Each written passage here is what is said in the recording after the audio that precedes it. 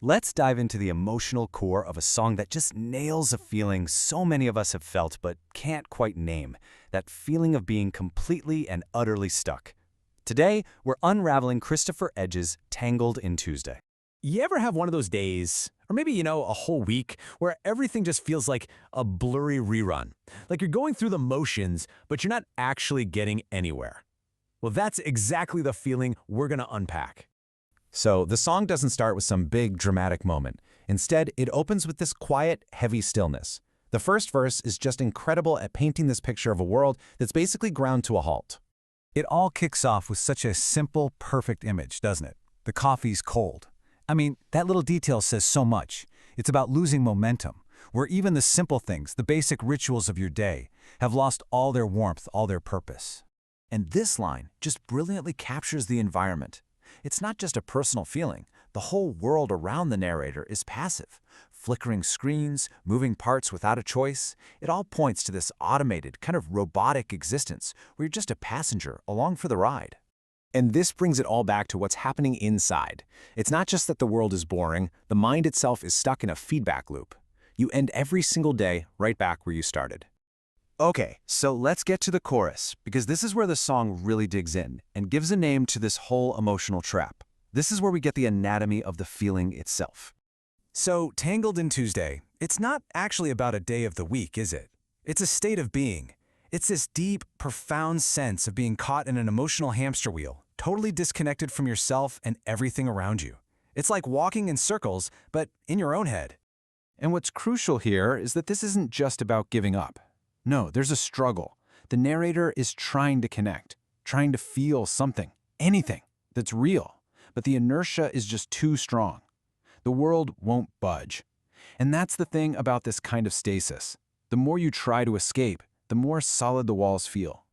The chorus then really zooms in on that internal experience of being tangled. It's a mental trap, right? An inescapable cycle of thoughts that feels like a prison made of echoes. Let's really dig into what that feels like. This feeling of being trapped is just absolute. The repetition in the song, both in the music and the lyrics, it creates this sense of a totally closed loop. There's just no way out. It's like every door you try just leads you right back into the same room. And because of that, well, the future feels impossible. The present is so overwhelming, so all-consuming, that it just suffocates any possibility of change. It's not that you can't find a path forward, it's that you can't even imagine one. So what's left when you're in that void? Not hope, not action, but this profound repeating silence. It's an isolation that echoes back at you, making that feeling of being totally alone even louder. You're trapped with the deafening sound of your own stillness. And of course, a trap like that on the inside is bound to have consequences on the outside. In the second verse, we see how the narrator starts to just fade away from their own life. They start to withdraw, to lose their sense of self. They become, as the song puts it, a ghost. And you see this through in action. It's not about some big dramatic blow-up. It's the quiet decay of connection, letting texts go unanswered, letting promises just fade away. These are the real tangible signs of someone pulling away from the world. We see this really stark contrast here. On one side, you've got all the parts of an engaged life, feeling real things, connecting, keeping promises. And on the other side, you have the ghost's reality, fake smiles, an empty expression, all this potential that just never materializes. It's a powerful way to show what numbness really looks like. But then, right after establishing this deep, inescapable feeling of being stuck, the song shifts. The bridge suddenly cracks open that monotonous facade. It stops describing the problem and asks this raw, existential question.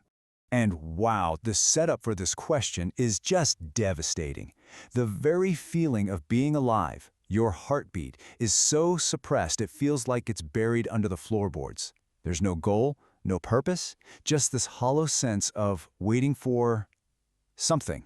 You don't even know what. And there it is, the core question of the entire song.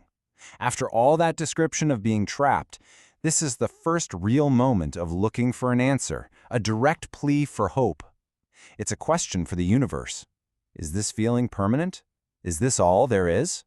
The song then connects that feeling to this incredibly powerful image, one that's even reflected in the album art.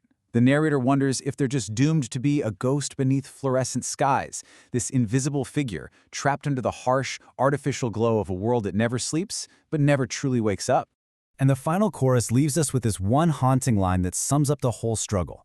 It's the tragedy of trying and getting nowhere. It's the chase for a real feeling, a real connection, that is always just out of reach, never quite coming to life.